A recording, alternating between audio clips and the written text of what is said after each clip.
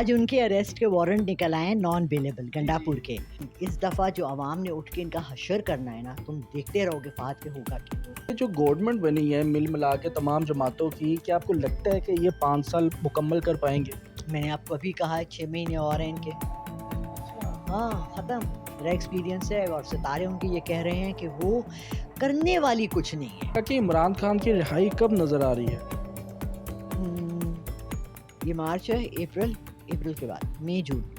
अस्सलामुअलैकुम जी, लाहौरी जलवा के साथ मैं हूँ फहद असद। मेरे साथ इस वक्त लाला रुख साहिबा मौजूद है जो माहिर नफ्सियात है, साइकिक रीडर है, टैरो का रीडर है और नाजरीन माहिर रूहानियत के इल्म में भी माहिर है। और नाजरीन इनके पास हम हाजिर हुए हैं पॉलिटिक्स का टॉपिक लेकर। जो पॉलिटिक्स की बात करे और खान साहब की बात ना करे तो सियासत अधूरी रह जाती है। खान साहब जैसा कि पाबंद सलासल है और ना मालूम है कि जी कब उनको रिहाई मिलेगी, कब उनके मुकद्दर में रिहाई होगी। तो नाज़रीन उनकी अगर बात की जाए पीटीआई के, अगर केपीके में उनके जो उनसे वो सीएम साहब है तो गंडा साहब, तो उनके बारे में भी बात करेंगे। आखिर क्या वो गवर्नमेंट में आने के बाद क्या इतनी जद्दोजहद और इतनी ताकत रखते हैं, क्या इमरान खान को रिहा करवा सकें? अस्सलामुअलैकुम जी। वालेकुम अस्सलाम, या का नाब्दो या का नस्ते। कैसे हैं आप? आज उनके अरेस्ट के वारंट निकल आए हैं नॉन बेलेबल गंडापुर के।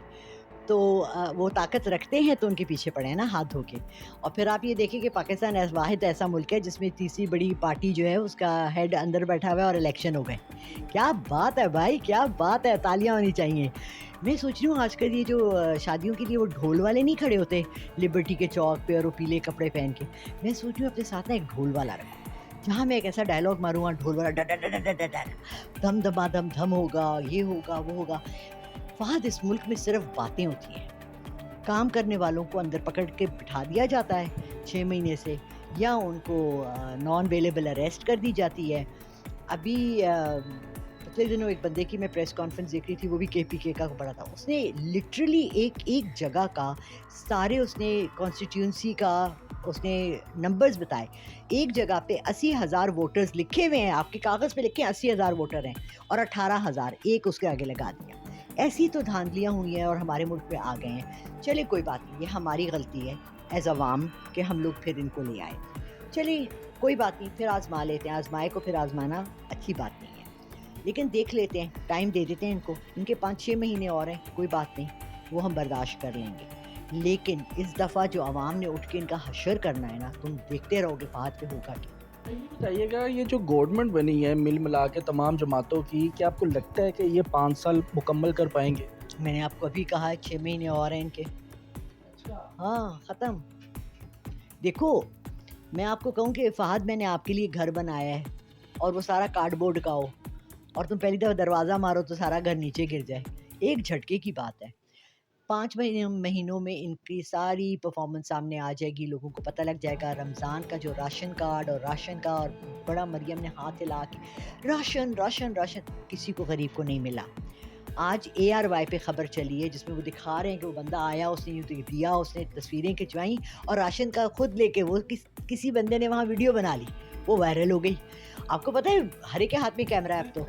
अब इन्होंने कल परसों संडे को ट्रक लेकर आए, मेरी काम वाली बेचारी रो रही थी आज, कहने लगी बाजी हम सारे वहाँ 200 बंदा खड़ा था, सबके ID कार्ड देके कहते नहीं तुम्हारे लिए नहीं है। अरे तो ID कार्ड पे आपकी क्या लिखा है, आप गरीब हैं या अमीर हैं? आपके ID कार्ड पे क्या पहचान है आपकी कि जिस पे ये राशन देंगे या नहीं देंगे? Why are they checking ID cards? या तो आप लिस्ट बनाए ना कि इस मोहल्ले में ये ID कार्ड वाली औरत आई, ये गरीब औरत है, इसने मुझसे राशन लिया, तो फिर आप वो लिस्टें दें, जाके मरियम को दें, हाथ में देंगे जी ये हमने इतना राशन। 11 लाख बंदे को राशन दिया, अपने रिश्तेदारों को राशन दे रहे हैं, किसको दे रहे हैं राशन? उसने बताया कि मेरे मामू का बेटा है, कल एक बंदा यहाँ बैठा था, उसने कहा मेरे मामू का बेटा है, रिक्शे वाला जो मेरा है, वो उसका जानने वाला है जो ये करता है काम, इंचार्ज है, हेड है। उसका घर, कहता है उसने अपना घर, अपने बेटी का घर, अपने भाई का घर, राशन से उनके कमरे भरे हुए हैं। और उसको मैंने कहा कि यार गरीब, ये मेरा दोस्त है, ये बेचारा के टांग टूट गई है, वो रिक्शा भी नहीं चला सकता, आप इसको, तो कहता है हम ये नहीं कर सकते। कहते हैं नोट यूं हाथ में गड्डियां लेके फिरते हैं। यार ये लोग आगे राशन बेच रहे हैं, अब बताओ मुझे फहद कौन देखने वाला है, किसकी आंखें हैं? जितना भी आप सोशल मीडिया पे दो, ये चीज़ें इनकी नज़र से निकल जाती हैं। इनको सारी ये चीज़ें नज़र आती हैं कि मैम लाला रुख ने क्या कहा, मरियम के कपड़ों पे कमेंट की, ये कहा कि भाई परफॉर्मेंस दिखाओ, बातों को छोड़ो, बातें सब कर लेते हैं। 75 साल तारीख में पहली सीएम खातून मरियम नवाज़ बन गई हैं, तो क्या ये कामयाब सीएम लगती हैं आपको? देखिए, आई एम सॉरी, मैं मरियम को ज़ाती तौर से भी जानती हूँ और जो मेरा एक्सपीरियंस है, और सितारे उनके ये कह रहे हैं कि वो करने वाली कुछ नहीं है। देखिए, हमें दिखावे वाले और नहीं चाहिए लोग, प्लीज़। हमें ना सेंट माइकल के जूते चाहिए, ना हमें लुई वुइटन के हैंडबैग्स चाहिए, ना हमें ये प्राडे उनकी ज्वेलरी चाहिए। हमें चाहिए परफॉर्मेंस। हमने उनकी खूबसूरती से, उनके कपड़ों से, उनकी डायमंड से हमने क्या करना है? मुझे बताएं कि वो पिछले 1.5 साल जो इंटरिम गवर्नमेंट में थी, उनमें भी तो कितने जलसे जुलूस किए। काम क्या किया? काम क्या किया? कोई काम किया? देखें, आपको अल्लाह ने एक ताकत दी है। आपके पास 4 इंस्टीट्यूट्स हैं, शरीफ मेडिकल कॉलेज है, शरीफ इंजीनियरिंग कॉलेज है, आपके पास स्केट स्कूल है, मेरे पास फाइलें सामने रखी हुई हैं सारी। आप चले तालीम ही आम कर दें। पंजाब में कह दें जी हम मैट्रिक तक तालीम आम कर रहे हैं। सबको, पूरे तमाम दुनिया के ममालिक हो रहे हैं ना। 1.1 करोड़ डॉलर्स आ रहे हैं। कहाँ जा रहे हैं? हम सुनते तो हैं IMF का कर्जा, जाते कहाँ हैं? आपने कभी पूछा है? हमने कभी पूछा है? जाता कहाँ है? उसमें से आधा तो तालीम पे लगा दो और आधा सेहत पे लगा दो। बसें मत बनाओ, ट्रक मत बनाओ, ट्रेनें मत बनाओ, सड़कें मत बनाओ। पहले हमारी बेसिक्स पूरी करो। गंडापुर की हुकूमत को कितना देखती हैं कि PK की हुकूमत PTI की बरकरार रहेगी, या फिर ये 6 महीने क्रॉस करेगी, या पहले ही टूट जाएगी? देखिए, 6 महीने बाद जब ओवरऑल पूरे पाकिस्तान में एक आएगा, ऐसा वेव आएगी जिसकी वजह से सारा कुछ ख़त्म हो जाएगा, तो KPK की हुकूमत क्या अलग तो नहीं बैठी हुई ना अपना महल बना के। ये सल्तनत उस्मानिया तो नहीं है। ये तो एक मुल्क है ना, उसमें तो फिर डिसॉल्व होंगी तो सब होंगी। ऐसा तो नहीं होगा कि एक सूबे का बैठा रहे। FIR हो गई है, आगे क्या देखती हैं, क्या मामला चलेंगे गंडापुर साहब? देखो, सच जो भी बोलता है ना और हक की बात करेगा। अब वो बचा हुआ है मरवत जो है, वो उसने बहुत छलांगे मारी और वो की, लेकिन वो बचा हुआ है क्योंकि इनको पता है कि उसके अंदर इतना दम नहीं है कि वो कुछ कर सके। But Gandapur was the chief minister. देखो, आपको सिर्फ ये सोचना चाहिए, आज मेरे पे हाथ डाला है। देखो, ये बदलापुर का गेम हो रही है। वो बड़ी अच्छी एक मूवी थी उसकी, आज उसकी मैं अक्षय की देखती हूँ कभी अभी फिल्में।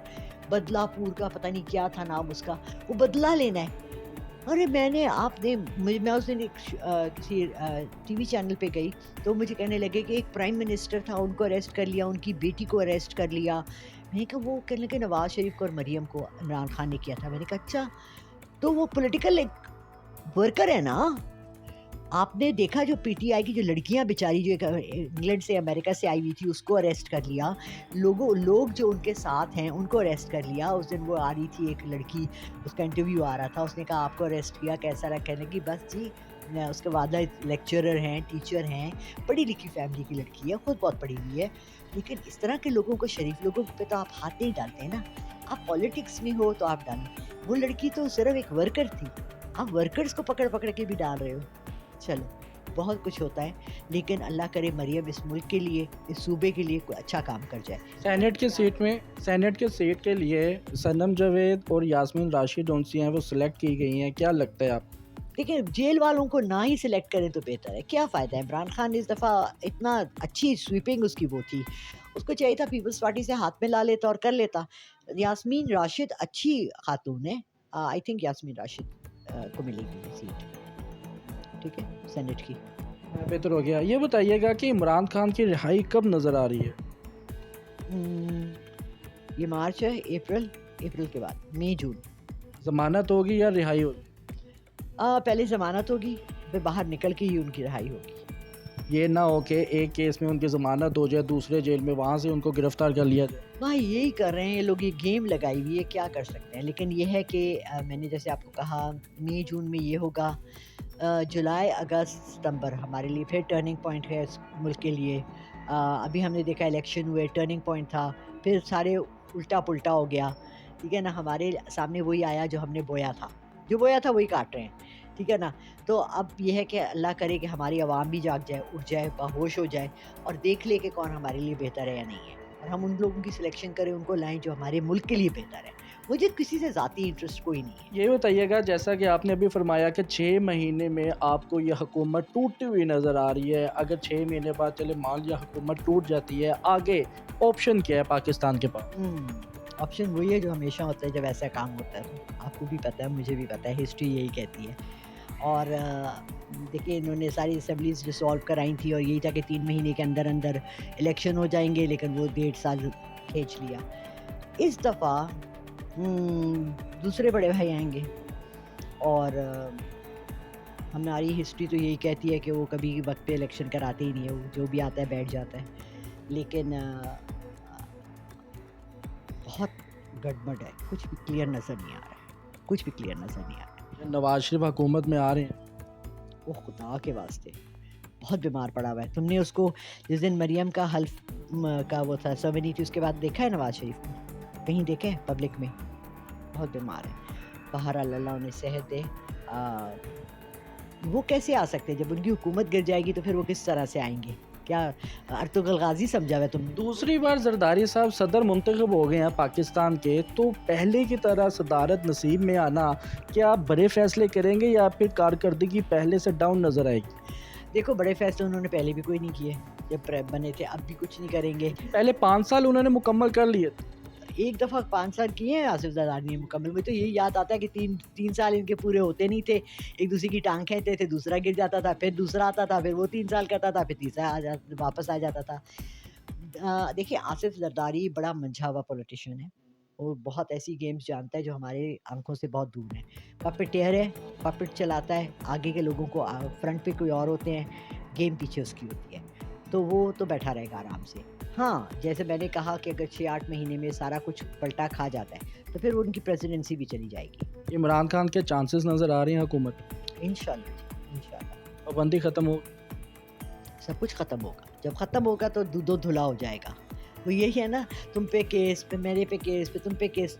आपको पता है जब नवाज़ शरीफ वापस आए हैं तो 4 साल जो ये लंदन में रहे हैं, इनके ऊपर 19 साल कैद, कैदी, मुजरिम नंबर ये नंबर, आईसीयू से ले जाके। आपको बीमार लगे? सेहत देखी उनकी आपने? उनकी कितने माशाल्लाह मोटे हुए हुए हैं, रंगत उनकी देखी, चमकते गाल देखे। कहाँ बीमार है? कौन सी बीमारी है उनको? कोई भी नहीं। शहबाज शरीफ साफ मुल्क पाकिस्तान के कैसे वजीर आजम साबित नजर आए? कोई नए खिलाड़ी आया है ग्राउंड में जो तुम पूछ रहे हो, वही पुराने लोग हैं, वही पुरानी गेम है, कुछ भी नहीं। टोपियां बदल बदल के, मेरी टोपी तेरे सर, तेरी टोपी मेरे सर। कम ऑन फहद, बड़े हो जाओ तुम लोग भी। बेहतर हो गया नाज़रीन, लाला रुख साहिबा मेरे साथ मौजूद थी जिन्होंने 2024 की बड़ी खुशखबरी दे दी है कि इमरान खान साहब बानी पीटीआई नाज़रीन अनकरीब जेल से बाहर नजर आएंगे। अपने मेज़बान को इजाज़त दें। अल्लाह हाफिज़।